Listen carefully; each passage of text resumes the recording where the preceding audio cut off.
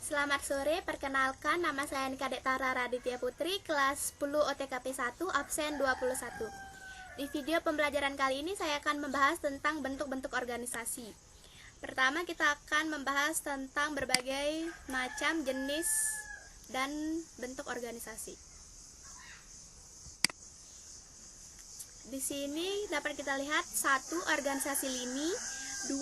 Organisasi lini dan staf, 3. Organisasi fungsional, 4. Organisasi lini dan fungsional, 5. Organisasi lini, fungsional dan staf, 6.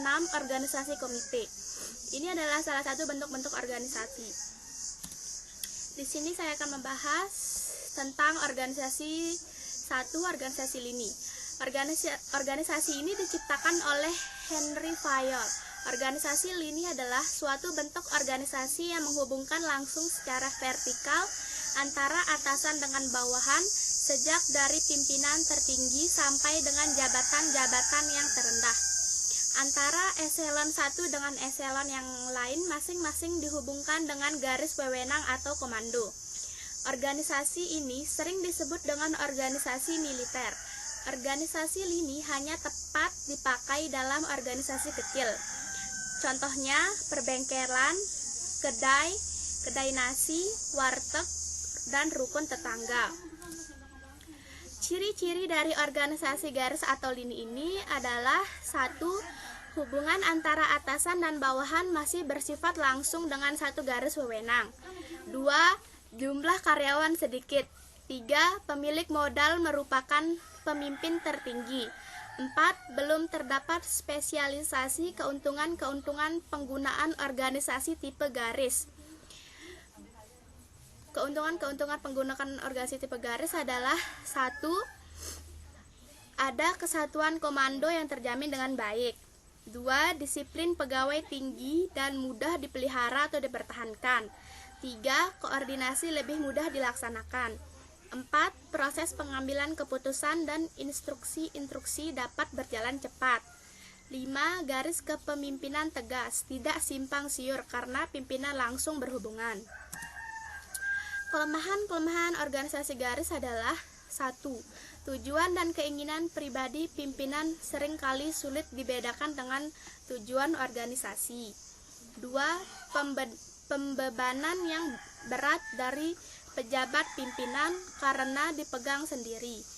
3. Adanya kecenderungan pimpinan bertindak secara otoriter atau diktator, cenderung bersifat kaku atau tidak fleksibel. 4. Kesempatan pegawai untuk berkembang agak terbatas karena sukar untuk mengambil inisiatif sendiri. Yang kedua di sini ada organisasi lini dan staf. Organisasi ini merupakan kombinasi dari organisasi lini. Asas komando dipertahankan, tetapi dalam kelancaran tugas pemimpin dibantu oleh para staf, di mana staf berperan memberi masukan, bantuan pikiran, saran-saran, data informasi yang dibutuhkan. Ciri-ciri dari organisasi lini dan staf adalah 1. Hubungan atasan dan bawahan tidak bersifat langsung. 2. Pucuk pimpinan hanya 1 orang dibantu staf. 3. Terdapat 2 kelompok wewenang yaitu lini dan staf. 4. Jumlah karyawannya banyak. Keuntungan menggunakan bentuk organisasi garis dan staf ini adalah 1. Asas kesatuan komando tetap ada. Pimpinan tetap dalam satu tangan. 2. Adanya tugas yang jelas antara pimpinan staf dan pelaksanaan. 3. Tipe organisasi garis dan staf fleksibel atau luas karena dapat ditempatkan pada organisasi besar maupun kecil. 4. Pengembalian keputusan relatif mudah karena mendapat bantuan atau sumbangan pemikiran dari staf. Kelemahan dari bentuk organisasi garis dan staf adalah 1. Kelompok pelaksana terkadang bingung untuk membedakan perintah dan bantuan nasihat. 2. Solidaritas pegawai kurang karena adanya pegawai yang tidak saling mengenal. 3. Sering terjadi persaingan tidak sehat karena masing-masing menganggap tugas yang dilaksanakannya lah yang penting. 4. Pimpinan lini mengabaikan advis staf. Organisasi yang ketiga adalah organisasi fungsional. Organisasi ini diciptakan oleh Friedrich.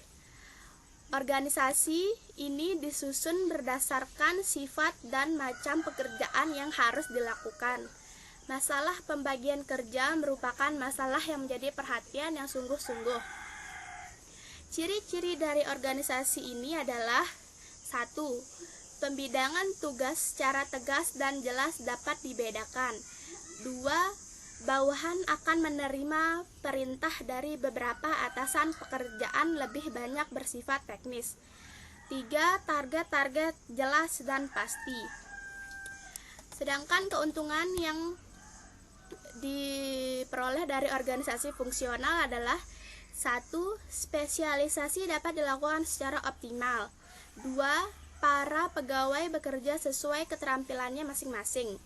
3. Produktivitas dan efisiensi dapat ditingkatkan. 4. Koordinasi menyeluruh bisa dilaksanakan pada eselon atas sehingga berjalan lancar dan tertib.